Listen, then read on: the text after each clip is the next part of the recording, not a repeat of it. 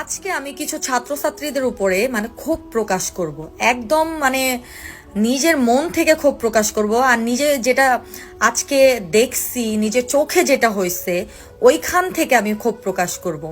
ভাই দেখেন, আজকে দেশের অবস্থা খুব খারাপ।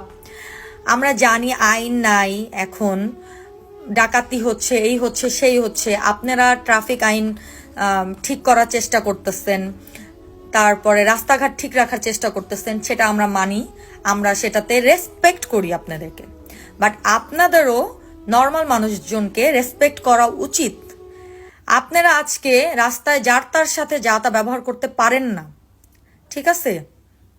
আজকে আমার সাথে একটা ঘটনা হয়েছে, সেটা আমি বলি। আজকে আমরা ধানমন্ডির দিকে যাচ্ছিলাম মোহাম্মদপুর থেকে। তো আমরা কোনো রিক্সা পাচ্ছিলাম না, তো মোহাম্মদপুর স্ট্যান্ড থেকে আমরা হেঁটে সামনের দিকে যাচ্ছিলাম। তো একটা রিক্সা পাইছি, রিক্সাওয়ালা মামাকে ডাক দিয়ে আমরা বলছি মামা সাইড করেন। স্বাভাবিক, তো আমরা রিক্সা দেখলেই বলি মামা সাইড করেন, আমরা উঠি। তো উনি সাইড করতেছিল, তো কয়েকটা উনি সাইড করে দাঁড়াইছে, আমরা ভাড়া দাম দর করে উঠতে নিছি।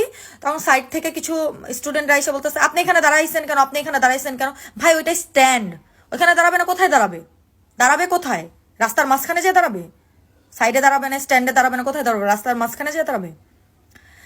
তো ওনারা আইসা লিটারেলি গালাগালি শুরু করলো।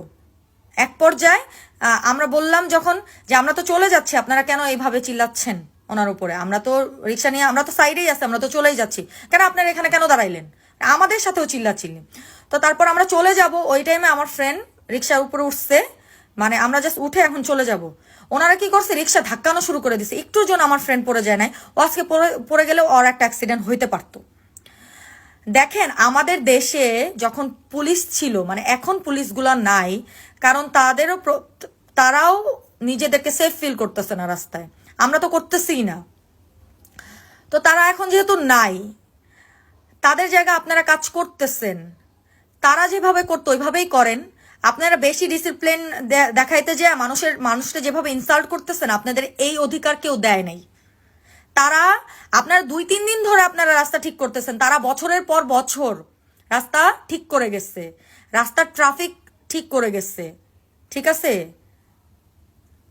আমাদের সাথে আজকে যা হয়েছে, শুধু আমাদের সাথে হয়নি, অনেকের সাথে হয়েছে। আজকে একটা মহিলা তার ছেলেকে নিয়ে আসতেছিল, আপনারা 4-5 জন স্টুডেন্ট যে তার সাথে বাজে ব্যবহার করছেন। কেন ভাই?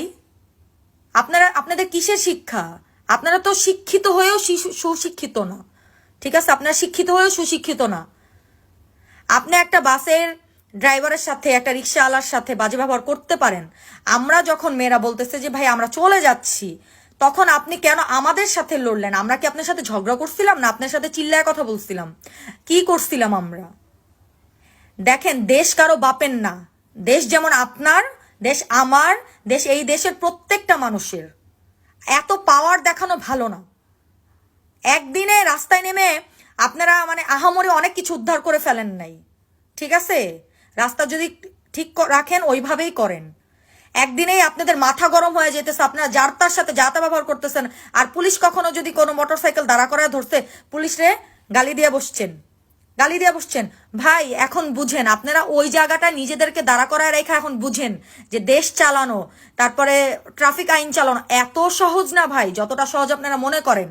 যেখানে 2টা পুলিশ দাঁড়ায় পুরো ট্রাফিক লাইন ঠিক করতো, ওইখানে আপনারা 100 জন স্টুডেন্ট থাইকাও কোনো কিছু করতে পারতেছেন না বলে যারা কাস্টমার, যারা এসে যাচ্ছে, তাদের সাথে যাতা ব্যবহার করতেছেন আপনারা।